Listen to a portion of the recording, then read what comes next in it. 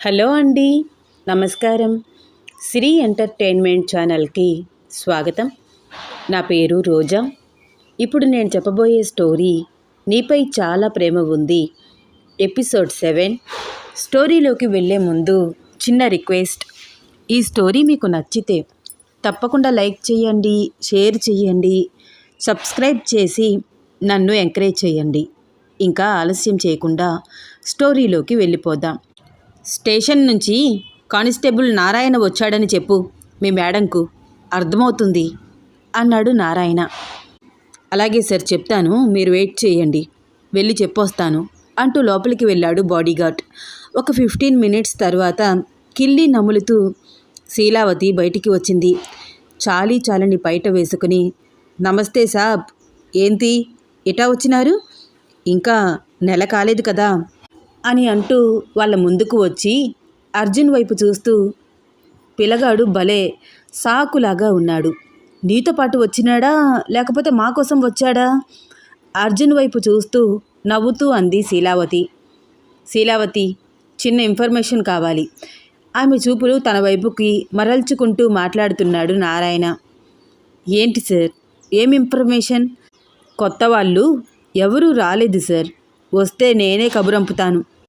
మొన్న వీరభద్రం సార్ చేసిన గలాట ఏమైనా న్యాయంగా ఉందా సార్? నెలవారీ వసూలు తీసుకుని పోకుండా మొత్తం ఆడే గుంజుకుపోతే మాకేం మిగులుతాది? ఏంటి సార్ ఈ అన్యాయం?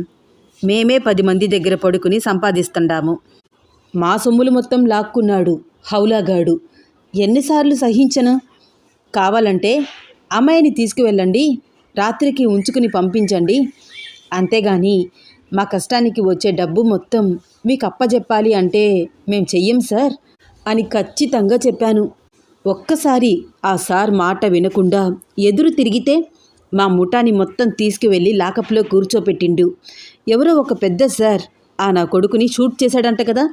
చంపితే మాలాంటి వాళ్ళకి కనీసం మనశ్శాంతి అయినా ఉండేది. ఆ సార్కి ఈ శీలావతి రుణపడి ఉంటుందని చెప్పండి సాబు. ఆ నా కొడుక్కి మా ఉసురు ఖచ్చితంగా తగులుతాది, ఏమీ బాగుపడడు, మట్టి కొట్టుకుపోతాడు అంటూ కిల్లి పక్కకి ఊసి మాట్లాడుతోంది శీలావతి.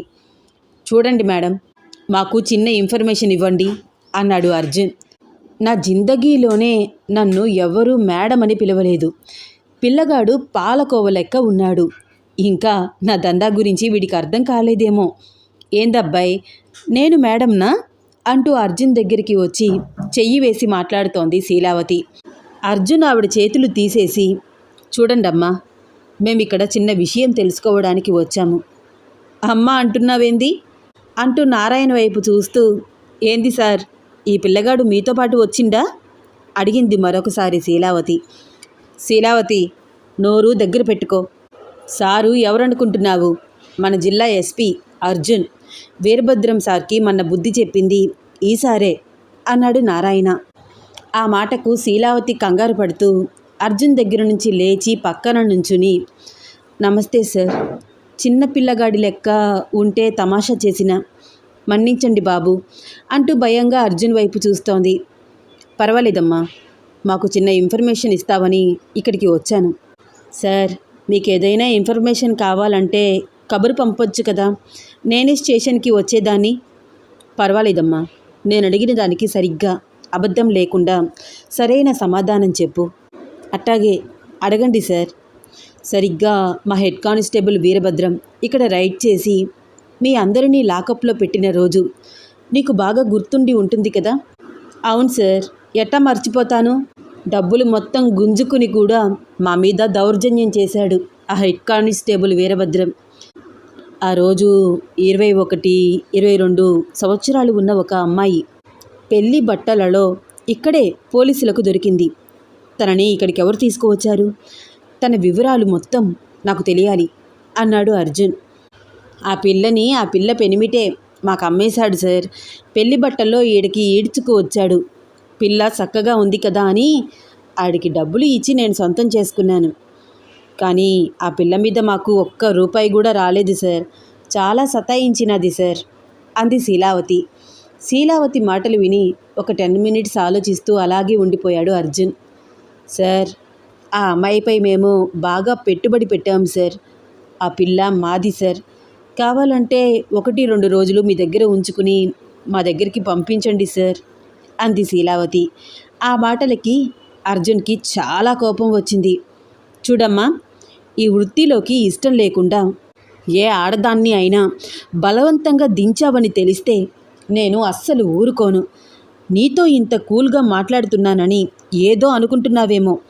పిచ్చి పిచ్చి వేషాలు వేయొద్దు చెప్తున్నాను అని చాలా చాలా సీరియస్గా మాట్లాడుతూ గన్ తీసి టేబుల్పై పెట్టి, నాకు కోపం ఎక్కువ రాకుండా ఉన్నంతసేపే నార్మల్గా ఉంటాను.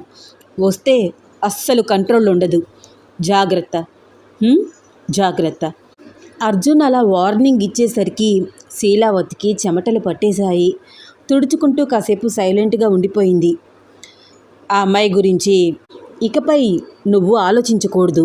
తన గురించి పూర్తిగా మర్చిపో అంటూ అర్జున్ తన దగ్గర ఉన్న ఒక 5,000 తీసి ఆమె ముందు పెట్టి, ప్రస్తుతానికి ఇవే ఉన్నాయి నా దగ్గర. కావాలంటే ఇంకా డబ్బు పడేస్తాను. తన గురించి చీప్గా మాట్లాడితే మాత్రం అస్సలు ఊరుకోను. ఆ అబ్బాయి పేరేంటి? తనని ఇక్కడికి తీసుకువచ్చిన వాడి పేరు? తెలీదు సార్. ఎప్పుడు వచ్చినా ఏదో ఒక మారు పేరు చెబుతూ ఉంటాడు.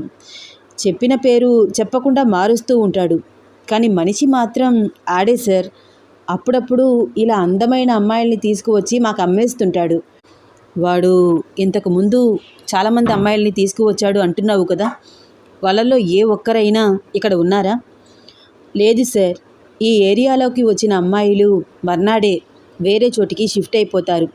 అక్కడ నుంచి మరొక చోటికి. అసలు వాళ్ళు ఎక్కడ ఉంటారో ఎవరికీ తెలియదు సార్. ఆ రోజు వీరభద్రం సార్ రైడ్ చేశారు. అందుకనే ఆ అమ్మాయి ఇక్కడ ఉంది. లేకపోతే ఆ అమ్మాయిని మీరు పట్టుకోవడం సాధ్యమయ్యేది కాదు సార్ అంది లీలావతి. It's okay. ఈసారి వాడు వస్తే నాకు వెంటనే ఇన్ఫర్మేషన్ ఇవ్వండి. సరే సార్. గంతీసి బయటపెట్టిన దగ్గర నుంచి భయంగా మాట్లాడుతోంది శీలావతి. చూడమ్మా, నువ్వు కూడా ఈ వృత్తిలోకి ఇష్టమై వచ్చి ఉండవు. ఎవరో నిన్ను బలవంతంగా దించి ఉంటారు. ఆ రోజు నువ్వు పడ్డ బాధ గుర్తు తెచ్చుకో. నువ్వు పడ్డ బాధ మరొక ఆడది పడకూడదని ఆలోచించు. వాళ్ళ జీవితాలతో ఆడుకోకు. నేను గమనిస్తూనే ఉంటాను అని వార్నింగ్ ఇచ్చి బయటికి నడిచాడు అర్జున్. అవనీకి పెళ్ళయిందా? ఎవరినైనా నమ్మి మోసపోయిందా? ఈ విషయం నాకు చెప్పడానికి ఎందుకంత ఆలోచిస్తోంది? ఎందుకు భయపడుతోంది? నిజంగా అదే జరిగితే దానిలో తన తప్పు ఏముంది? ఇంతకు మించిన విషయాలు ఏమైనా ఉన్నాయా తన జీవితంలో అని ఆలోచిస్తూ, ఆ పిల్ల మీద చాలా పెట్టుబడి పెట్టాను సార్ అన్న శీలావతి మాటలు గుర్తుకు వస్తూ ఉంటే ఫ్రస్ట్రేషన్ వచ్చేస్తోంది అర్జున్కి. ఆ రోజు పోలీసులు రైడ్ చేయకుండా ఉన్నట్లయితే అవని పరిస్థితి ఏమయ్యేది? ఆ ఊహ కూడా అర్జున్కి చాలా భయంకరంగా అనిపిస్తోంది. వంట పూర్తి చేసి అర్జున్కి క్యారియర్ కట్టి తాయారు దగ్గరికి వెళ్ళి, తాయారు, నాకు ఒక 200 ఉంటే ఇస్తావా? తర్వాత ఇచ్చేస్తాను అని అడిగి తీసుకుని సెక్యూరిటీ గార్డ్ భరత్కి ఆ క్యారియర్ ఇచ్చేసి, నేను ఇక్కడికే వెళ్ళి వస్తాను, ఈ క్యారియర్ అర్జున్ సార్కి పంపించండి అంది అవని. మేడం, మీరు అలా ఒంటరిగా బయటికి వెళ్ళకూడదు. సారు ఊరుకోరు. నేను కూడా వస్తాను అన్నాడు సెక్యూరిటీ గార్డ్ భరత్. పర్వాలేదండి, ఇక్కడికే వెళ్తున్నాను. సెక్యూరిటీ ఏమీ అవసరం లేదు. వెంటనే వచ్చేస్తాను అని తడబడుతూ సెక్యూరిటీ గార్డ్ చెప్పే మాటలు వినకుండా ఫాస్ట్గా వెళ్ళిపోయింది అవని. అవని వెళ్ళి గంట దాటిపోయింది. ఇంకా తిరిగి రాకపోవడంతో అర్జున్కి కాల్ చేశాడు సెక్యూరిటీ గార్డ్ భరత్. అర్జున్ స్టేషన్లో తన మిగిలిన కేసెస్ అన్నీ స్టడీ చేస్తున్నాడు. ఇంటి దగ్గర ఉన్న సెక్యూరిటీ నుంచి ఫోన్ రావడంతో వెంటనే లిఫ్ట్ చేశాడు అర్జున్. చెప్పు భరత్. సార్, అవని మేడం చిన్న పని ఉందని ఎక్కడికో వెళ్ళారు సార్. నేను వస్తానని అన్నా వద్దన్నారు. వెళ్ళి 1 అవర్ అవుతోంది. ఇంకా ఇంటికి తిరిగి రాలేదు. జరిగింది అంతా క్లియర్గా చెప్పాడు సెక్యూరిటీ గార్డ్ భరత్. నా పర్మిషన్ లేకుండా నా కస్టడీలో ఉన్న అమ్మాయిని బయటికి ఎందుకు పంపించారు? అర్జున్ అంత సీరియస్గా అడుగుతుంటే ఏం సమాధానం చెప్పాలో తెలియక సైలెంట్గా ఉన్నాడు సెక్యూరిటీ గార్డ్ భరత్. ఏంటి భరత్, మాట్లాడవేంటి అని గట్టిగా అన్నాడు అర్జున్. సారీ సార్, నేను వస్తానని అన్నా మేడం వద్దన్నారు. తాను వద్దంటే నువ్వు మానేస్తావా? కనిపించకుండా అయినా ఫాలో చేయాలి కదా. ఒక హాఫ్ అన్ అవర్ చూడు, రాకపోతే నాకు ఇన్ఫామ్ చేయి. మరొకసారి అలా బయటికి వెళ్తే చెప్పకుండా ఫాలో చేసి నాకు వెంటనే ఇన్ఫర్మేషన్ ఇవ్వాలి. ఇంకొక్కసారి ఈ తప్పు జరిగితే అస్సలు ఊరుకోను అన్నాడు అర్జున్ సీరియస్గా మాట్లాడుతూ. కాల్ కట్ చేసి ఆలోచిస్తున్నాడు. అసలు అవనీకి ఈ ఊర్లో బయట ఎవరు తెలుసు? ఏం పనుంది తనకి? పైగా నాకు చెప్పకుండా బయటికి వెళ్ళడం ఏమిటి? గంట దాటుతున్నా ఇంటికి తిరిగి రాలేదు అంటే ఎక్కడికి వెళ్ళి ఉంటుంది? ఈ ఏరియాలో తనకు తెలిసిన వాళ్ళు ఎవరైనా ఉన్నారా అని ఆలోచిస్తున్నాడు అర్జున్. శీలావతిని ఎంక్వైరీ చేసి తిరిగి స్టేషన్కి వస్తూ ఉండగా భరత్ కాల్ చేసి అవని ఎక్కడికో వెళ్ళిందని, గంట దాటుతున్నా తిరిగి రాలేదని చెప్పడంతో చాలా టెన్షన్ పడుతున్నాడు అర్జున్. తిరిగి సిటీలోకి రాగానే భరత్ నుంచి కాల్ రావడంతో వెంటనే లిఫ్ట్ చేసి, అవని వచ్చిందా భరత్ అడిగాడు. హా, జస్ట్ ఇప్పుడే వచ్చింది సార్. Okay, that's fine. ఏమైనా చెప్పిందా? ఎక్కడికి వెళ్ళింది? ఎందుకు లేట్ అయ్యింది? లేదు సార్, ఆవిడ రావడమే చాలా ఫాస్ట్గా లోపలికి వెళ్ళిపోయారు. నాకు మాట్లాడే అవకాశం కూడా ఇవ్వలేదు సార్. లోపలికి వెళ్ళి మాట్లాడమంటారా అన్నాడు security guard Bharat. No Bharat, అలా చెయ్యకు. ఈవినింగ్ నేను వచ్చాక నాతో ఏమైనా చెప్తుందేమో చూద్దాం. తనని ఫోర్స్ చేయవద్దు. తానంతట తాను ఏదైనా చెప్తే విను, లేకపోతే సైలెంట్గా ఊరుకో. నేను చూసుకుంటాను. ఈసారి ఎప్పుడైనా అలా ఒంటరిగా వెళ్తానంటే మాత్రం సీక్రెట్గా ఫాలో అవ్వు. ఎక్కడికి వెళ్ళిందో తెలుసుకో. ఓకే సార్ అన్నాడు భరత్. అర్జున్ స్టేషన్లో పనులన్నీ కంప్లీట్ చేసుకుని అవని పంపించిన క్యారియర్ ఓపెన్ చేసి చూశాడు. మేడం గారు వంటలు మాత్రం బ్రహ్మాండంగా చేస్తారు. వాటితో పాటు సీక్రెట్స్ కూడా బాగా మెయింటైన్ చేస్తోంది. చూద్దాం ఎంతకాలం నా దగ్గర నిజం దాచిపెడుతుందో అనుకుంటూ అవని పంపించిన ఐటమ్స్ అన్నీ టేస్ట్ చేస్తూ సూపర్ అనుకుంటూ రొట్టెలు వేస్తూ తింటున్నాడు. తాయారు, అర్జున్ సార్ భోజనం చేశారంటావా? మధ్యాహ్నం 2 అవుతోందిగా అమ్మా, తినే ఉంటారు అంది తాయారు. అవునా, అయితే కాల్ చేయలేదు ఎందుకని? భోజనం చెయ్యగానే వంటలు చాలా బాగున్నాయి అని కాల్ చేసి చెప్పారు కదా నిన్న. ఏదో మొదటి రోజు కదమ్మా అని మీకు కాంప్లిమెంట్ ఇచ్చారు. ప్రతిరోజు కాల్ ఎలా చేస్తారమ్మా? ఆయనకి ఎన్ని పనులు, క్షణం తీరిక ఉండదు నవ్వుతూ అంది తాయారు. హా, అవును తాయారు, నువ్వు చెప్పింది కూడా నిజమే. ఆయనకి ఎవరూ లేరా? మీతో పాటే ఉంటారు అంది అవని. అయ్యో, ఎందుకు లేరమ్మా? తాతయ్య, నానమ్మ, అమ్మ, నాన్న, అత్త, మామ, మరదలు పిల్ల, ఇలా చెప్పుకుంటూ పోతే చాలామంది ఉన్నారు. చాలా పెద్ద కుటుంబం అమ్మా చిన్నబ్బాయి గారిది. అవునా, అయితే సార్ ఎందుకని వాళ్ళందరినీ వదిలేసి ఇక్కడ మీ ఇద్దరితో ఉంటున్నారు? సార్కి ఈ ఊరు ట్రాన్స్ఫర్ అయ్యింది. వాళ్ళ అమ్మా నాన్నని ఇక్కడికి రమ్మని సార్ ఎంత బ్రతిమలాడినా ఆ ఊరు వదిలి రావడానికి వాళ్ళు ఇష్టపడలేదు. సార్కేమో తన డ్యూటీ అంటే ప్రాణం. అందుకనే వాళ్ళని బలవంతం చేయడం ఇష్టం లేక అక్కడే ఉంచారు. సెలవు వచ్చినప్పుడల్లా సారే వాళ్ళ ఊరు వెళ్తూ ఉంటారు నవ్వుతూ అంది తాయారు. తాయారు, మీ సార్కి పెళ్ళయిందా? అయ్యో లేదమ్మా, పెళ్లి సంబంధాలు చూస్తున్నారు. ఇప్పటికి పెద్దమ్మగారు ఎన్ని సంబంధాలు చూశారు తెలుసా? కానీ చిన్నబ్బాయి గారికి ఏ అమ్మాయి నచ్చలేదు. ఓహ్ అవునా అంటూ ఏదో ఆలోచిస్తున్నట్లు నడుస్తూ రూమ్లోకి వెళ్ళి కాసేపు రిలాక్స్ అవుతూ గిరగిరా తిరుగుతున్న ఫ్యాన్ వైపు అలాగే చూస్తూ చిన్నగా కళ్ళు మూసుకుని నిద్రలోకి జారుకుంది అవని. ఈవినింగ్ 6 అవ్వడంతో గోడ గడియారం సౌండ్ చేస్తోంది. చిన్నగా కళ్ళు తెరిచి చూసింది అవని. బాబోయ్, ఇంతసేపు నిద్రపోయానా? సారు వచ్చే టైం అవుతోంది అనుకుంటూ త్వరగా లేచి ఫ్రెష్ అప్ అయ్యి డ్రెస్ చేంజ్ చేసుకుని వంటింట్లోకి వచ్చి జింజర్ టీ ప్రిపేర్ చేస్తోంది అవని.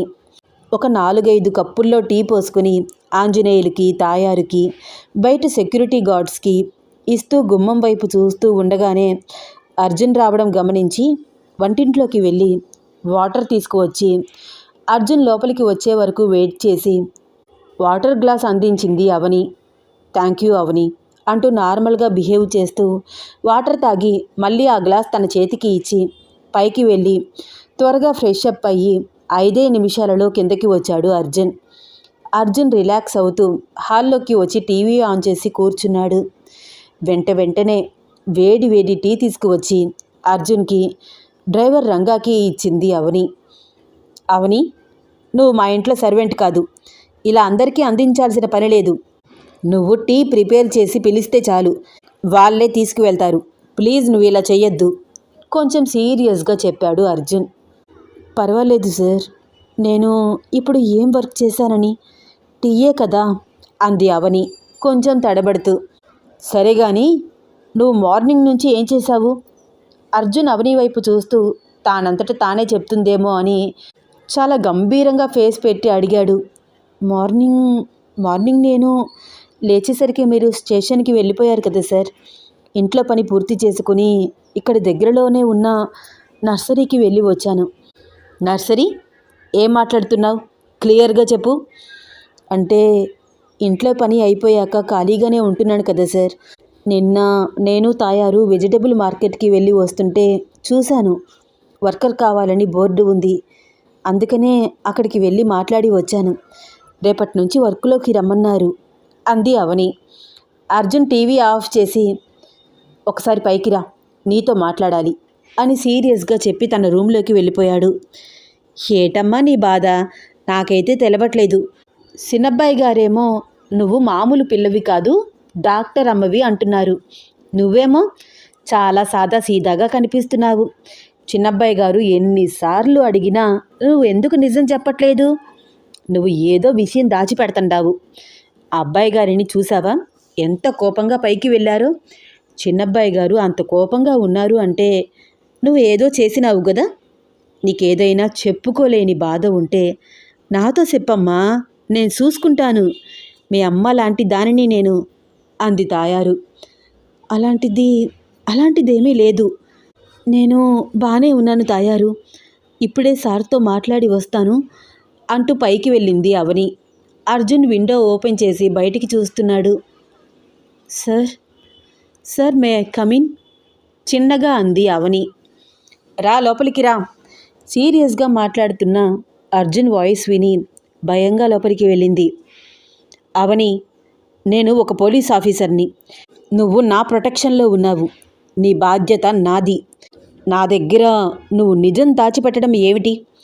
ఆడపిల్లవి, చిన్నదానివి అని ఆలోచిస్తున్నాను. నీ ప్లేస్లో అబ్బాయి ఉంటే నా ట్రీట్మెంట్ వేరేగా ఉండేది. ఒక్కటి కొట్టి మాట్లాడేవాడిని. అసలు నీ ఉద్దేశం ఏమిటి? ఎవరిని అడిగి నర్సరీలో పనికి ఒప్పుకున్నావు? పైగా నా ముందు ధైర్యంగా నిలబడి నేను పని చూసుకున్నానని చెప్తున్నావు. నిన్ను మా ఇంట్లో ఒక పెయిన్ గెస్ట్గా ఉంచాను. ఇక్కడ ఉన్నన్ని రోజులు నా మీద డిపెండ్ అయ్యావని, నువ్వు గిల్ట్గా ఫీల్ అవ్వకుండా ఉండాలని ఏదో నీ చేత వంట చేయిస్తున్నాను. అది కూడా నీకిష్టం కాబట్టి. ఇక్కడ నువ్వు టెంపరీగా ఉండడానికి మాత్రమే వచ్చావు. అది మర్చిపోవద్దు. పర్మనెంట్గా ఇక్కడేమీ ఉండవు. నువ్వు ఇక్కడే ఉండిపోదామని అనుకుంటున్నావా ఏంటి? ఎన్ని రోజులు ఇలా సైలెంట్గా ఉంటావు? అరే, వచ్చి వారం అవుతుంది. ప్రతిరోజు రిక్వెస్ట్గా మాట్లాడుతుంటే నీకు అర్థం కావట్లేదా? నీ వాళ్ళు ఎవరో కూడా చెప్పట్లేదు. నీ బ్రెయిన్లో ఏం నడుస్తోంది? సీరియస్గా అన్నాడు అర్జున్. అర్జున్ మాటలు విని అవనికి ఏడుపు వచ్చేస్తోంది. కన్నీళ్లు ఆగట్లేదు. సార్, నేను ఇక్కడ పర్మనెంట్గా ఉండాలని అనుకోవట్లేదు సార్. ఖచ్చితంగా వెళ్ళిపోతాను. అందుకనే నర్సరీలో పని చూసుకున్నాను. మరొక 2 చోట్ల నాకు వర్క్ దొరికితే వెంటనే షిఫ్ట్ అయిపోతాను. మిమ్మల్ని ఇబ్బంది పెట్టాలని నేను అస్సలు అనుకోవట్లేదు సార్. ఏడుస్తూ అంది అవని.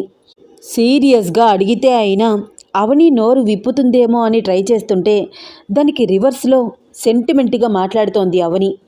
అనుకుంటూ బాధగా, నేను వెళ్ళిపోమని అనట్లేదు అవని. నీ వాళ్ళ డీటెయిల్స్ చెప్పు. నీకు ఇంత కష్టం ఎందుకు? వాళ్ళకి దూరంగా నువ్వు ఇలా పని చేసుకోవాల్సిన అవసరం ఏమిటి? నీ చదువు నువ్వు మళ్ళీ కంటిన్యూ చేయొచ్చు కదా. ఎవరికీ తెలియకుండా ఇలా ఎందుకు ఉండాలనుకుంటున్నావు? ఇలా అసలు ఎన్ని రోజులు అన్నాడు అర్జున్. ప్లీజ్ సార్, నన్ను మళ్ళీ మళ్ళీ ఇవే క్వశ్చన్స్ అడిగి ఇబ్బంది పెట్టద్దు. వెళ్ళిపోతాను అని చెప్పాను కదా సార్, ఖచ్చితంగా వెళ్ళిపోతాను. నాకు కొంచెం టైం ఇవ్వండి, మిమ్మల్ని ఇబ్బంది పెట్టను అంటూ బాధగా తన రూములోకి వెళ్ళిపోయింది అవని. అవని, నిన్ను బాధ పెట్టాలని నేను అలా మాట్లాడలేదు. ఎవరికి భయపడుతున్నావో నాకు అర్థం కావట్లేదు. మా ఇంటి చుట్టూ పోలీస్ సెక్యూరిటీ ఉంది. నన్ను నువ్వు వారం నుంచి చూస్తున్నావు. నీ గురించి నాకు ఇంత క్లారిటీగా అర్థమవుతుంది. నీకు నేనేంటో అర్థం కావట్లేదా? వెళ్తున్న అవని వైపు చూస్తూ ఆలోచిస్తున్నాడు అర్జున్. అసలు అవని ఎందుకు నిజం చెప్పట్లేదు? తన గతం నిజంగా అంత భయంకరమైనదా? ఎవ్వరికీ చెప్పుకోలేనంత బాధ అవని జీవితంలో ఉందా? అర్జున్ అవని పాస్ట్ని తెలుసుకుంటాడా? అసలు ఈ స్టోరీలో నెక్స్ట్ ఏమవుతుంది తెలుసుకోవాలని ఉందా? అయితే వచ్చే ఎపిసోడ్ కోసం వెయిట్ చేస్తూ ఉండండి. ఈ స్టోరీ మీకు నచ్చితే తప్పకుండా లైక్ చేయండి, షేర్ చేయండి, సబ్స్క్రైబ్ చేసి నన్ను ఎంకరేజ్ చేయండి. ధన్యవాదాలు.